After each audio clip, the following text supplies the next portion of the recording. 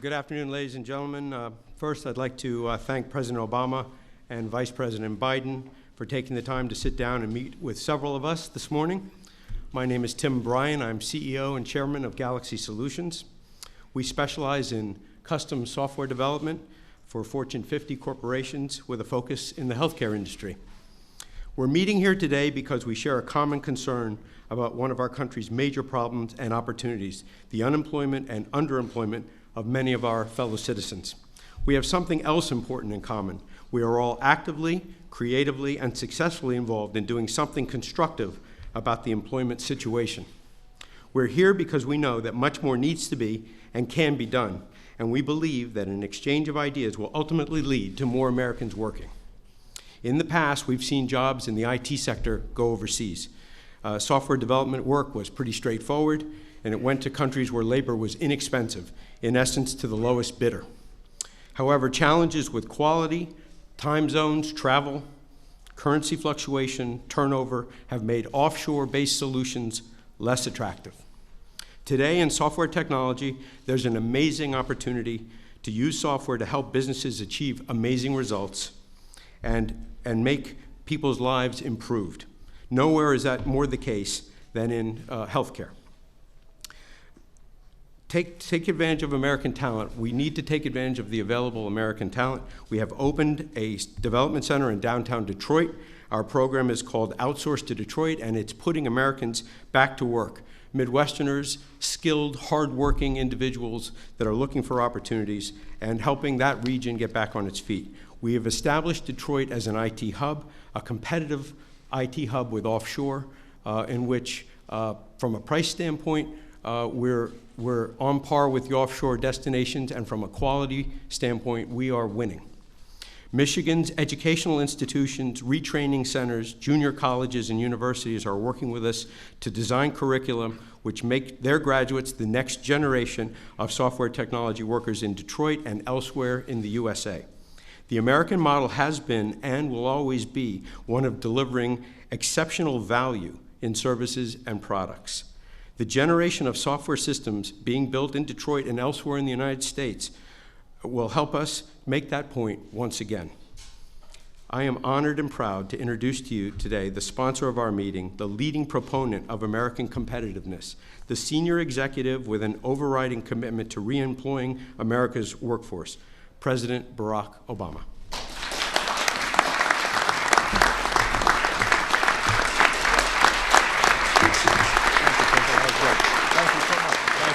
Thank you. Thank you, everybody. Please have a seat. Thank you. Well, welcome to the White House, everybody. And Tim, thank you for that introduction. I could not have enjoyed more the meeting that I had this morning, because what these companies represent is a source of optimism and enormous potential for the future of America. What they have in common is that they're part of a hopeful trend. They are bringing jobs back to America.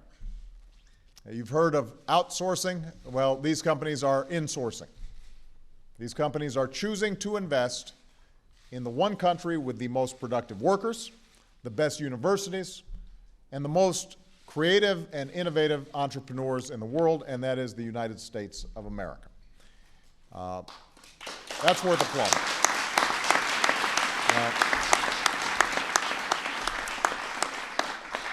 That's exactly the kind of commitment to country that we need, especially right now when we're in a make-or-break moment for the middle class and those aspiring to get into the middle class here in the United States. Now, all across this country, I meet folks who grew up with a faith that in America, hard work paid off and responsibility was rewarded. And anybody could make it if they tried, no matter where you came from, no matter what you looked like, no matter how you started out. Those are the values that my grandparents and my mother taught me. Those are the values that built the best products and the strongest economy and the largest middle class that the world has ever known. Now, I think we understand that over the last few decades, that bargain has eroded for too many Americans.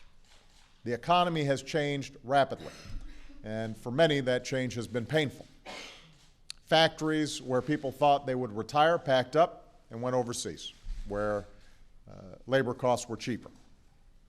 At the same time, we live in a global economy, and as other countries grow and develop middle classes of their own, of course, global companies are going to pursue those markets and employ workers and make investments all over the world. But right now, we're at a unique moment, inflection point, a period where we've got the opportunity for those jobs to come back. And the business leaders in this room, they're ahead of the curve. They recognize it. I'll give you just a few examples. After shedding jobs for more than a decade, American manufacturers have now added jobs for 2 years in a row. And that's good news. But when a lot of folks are still looking for work, now's the time for us to step on the gas. So that's why I pushed Congress to extend the payroll tax cut this year so that 160 million working Americans weren't hit with a tax hike. Now's the time to extend that middle-class tax hike for tax cut for all of this year. It's the right thing to do, and we need to get that done. But we're going to have to do more, and that's why in the next few weeks we're also going to put forward new tax proposals that reward companies that choose to bring jobs home and invest in America. And we're going to eliminate tax breaks for companies that are moving jobs overseas, because there is an opportunity to be had right here and right now.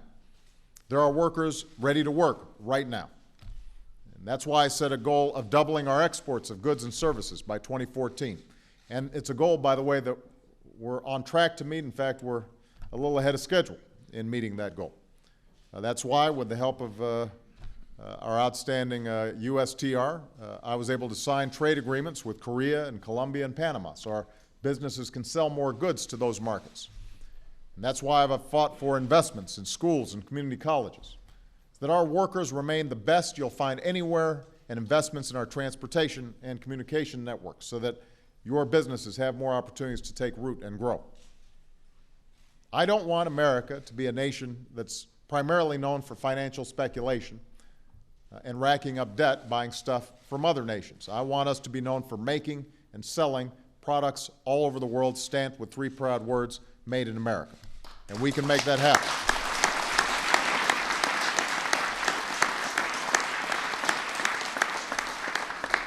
I don't want the next generation of manufacturing jobs taking root in countries like China or Germany. I want them taking root in places like Michigan and Ohio and Virginia and North Carolina. And that's a race that America can win. That's the race businesses like these will help us win. These are CEOs who take pride in hiring people here in America, not just because it's increasingly the right thing to do for their bottom line, but also because it's the right thing to do for their workers and for our communities and for our country. And they're leading by example. I'm proud of that as an American, but as president, I also want to make sure they get some credit for it. Just 3 years ago, for example, we almost lost the American auto industry. Today, the big 3 automakers are turning a profit and manufacturing the next generation of fuel-efficient cars that the rest of the world wants to buy. And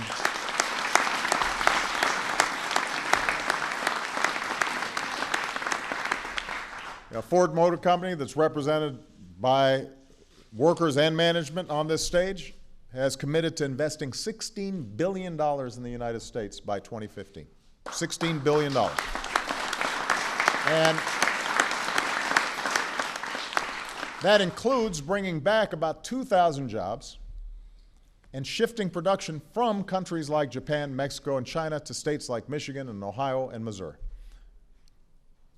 Master Lock, iconic company. When Master Lock looked at their numbers, they saw that union workers in America could do the same job at competitive costs as non-union workers in China.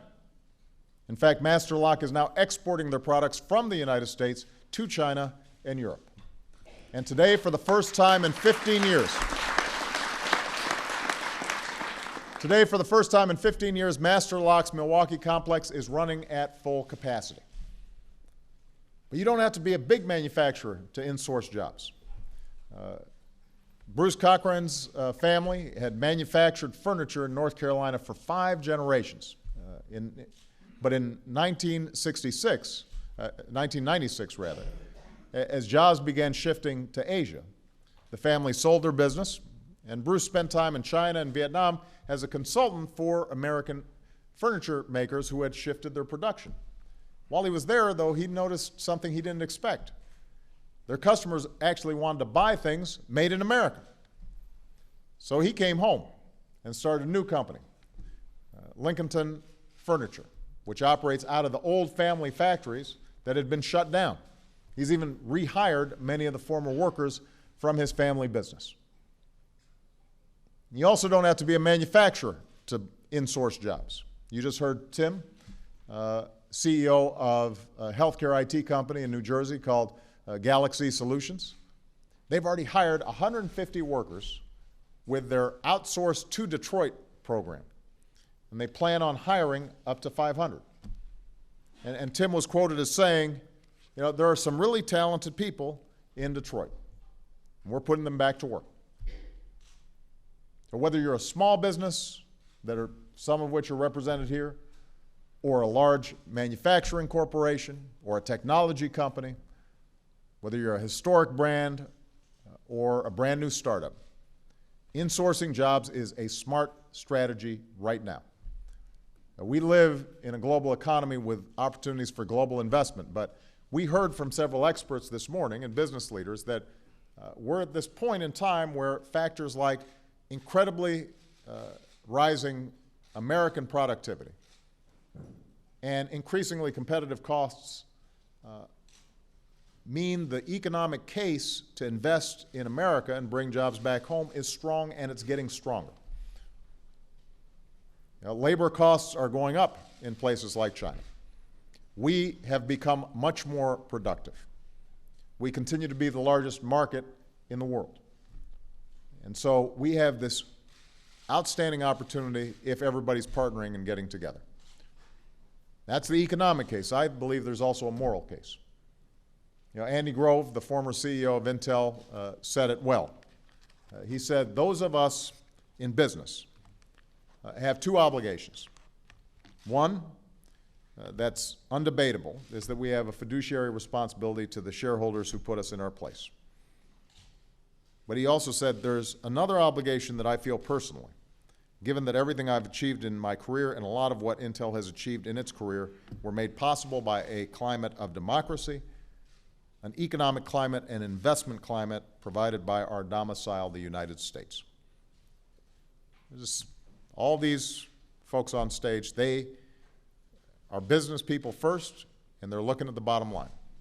But they also feel good about the fact that they're restoring hope and creating jobs here in the United States. And that's part of the responsibility that comes with being a leader in America.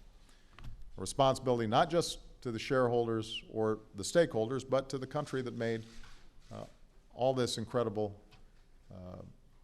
wealth and opportunity possible.